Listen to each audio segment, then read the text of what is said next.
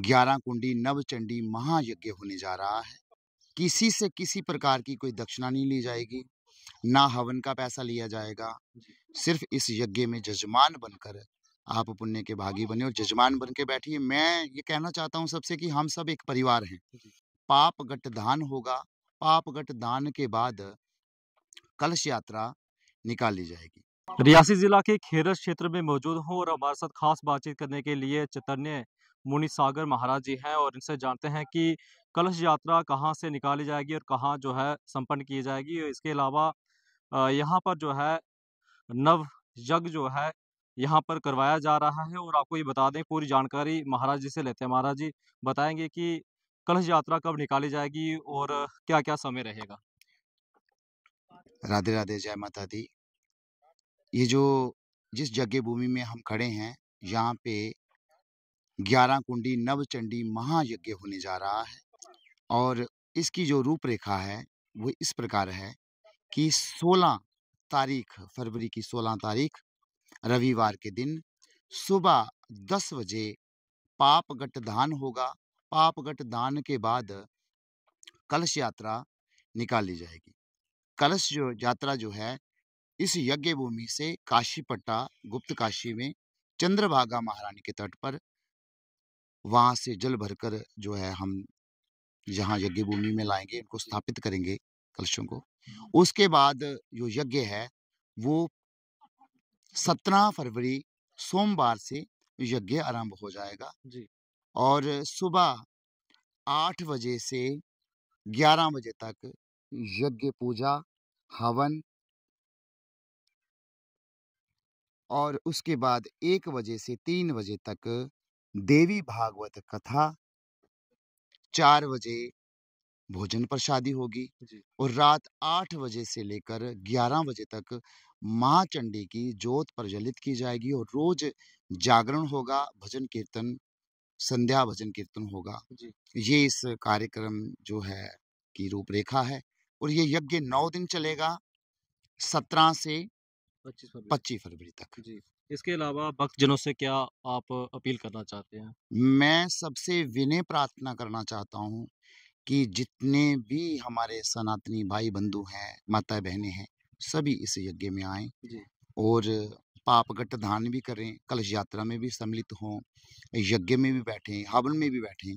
और विशेष बात मैं आपसे कहना चाहता हूँ जी। कि इस यज्ञ में निःशुल्क सेवा होगी, किसी से किसी प्रकार की कोई दक्षिणा नहीं ली जाएगी, ना हवन का पैसा लिया जाएगा। जी। सिर्फ इस यज्ञ में जजमान बनकर आप पुण्य के भागी बने और जजमान बन के बैठिए। मैं ये कहना चाहता हूँ सबसे कि हम सब एक परिवार हैं जी। और हम सब आहुति दे रहे हैं पूरे अखंड भारत के लिए कि सारा भारत जो है हमारा वो सुखी रहे, समृद्ध रहे, निरोगी रहे। इसके लिए हम यज्ञ कर रहे हैं। हम सब एक परिवार हैं और इसमें से किसी से कोई दक्षिणा, कोई पैसा किसी प्रकार का भी नहीं लिया जाएगा।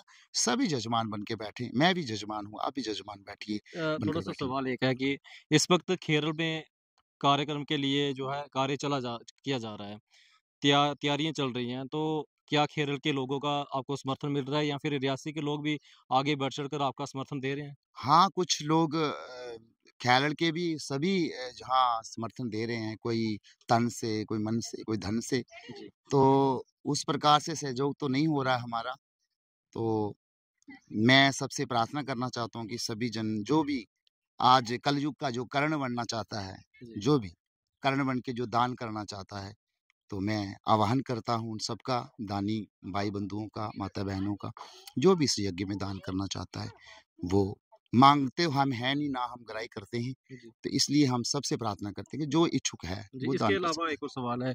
आपने कहा कि 11 कुंड यहाँ पर बनाए गए हैं और कितने लोग यहाँ आकर जो है जग में ये कुंड में शामिल हो सकते हैं?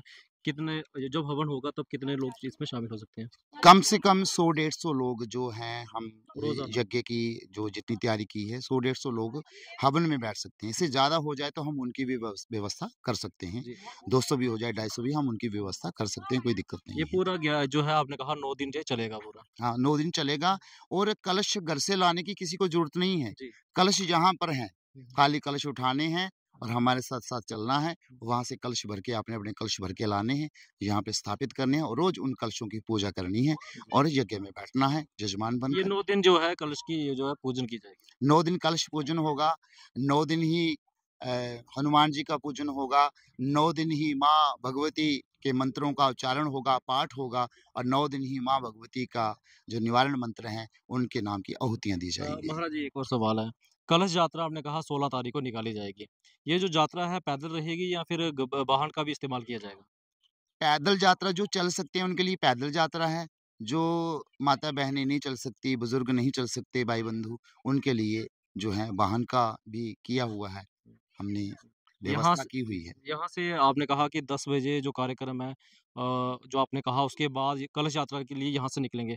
फिर वहाँ से कलश भरकर यहाँ लाया जाएगा। जहाँ लाया जाएगा। जी, क्योंकि यहाँ से कलश लेके जाएँगे पापगढ़ दान के बाद क्योंकि पहले पापों से विमुक्त होना है जी। और फिर हमने प्रभु जी की शरणागति में जाना है। थोड़ा थोड़ा-सा समय बचा है, काम बहुत ज़्यादा है। जी, मैं कहता हूँ कि सभी तन, मन, धन से हमारा सहयोग कीजिए, जहाँ पर आइए और जहाँ देखिए कि क्या-क्या कार्य हो रहे हैं, क्या-क्या बचे हैं।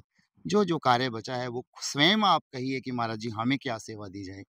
बस यही प्रार्थना है सबसे। जी, शुक्रिया बातचीत करने के लिए। जय श्री राधे, जय माता दी।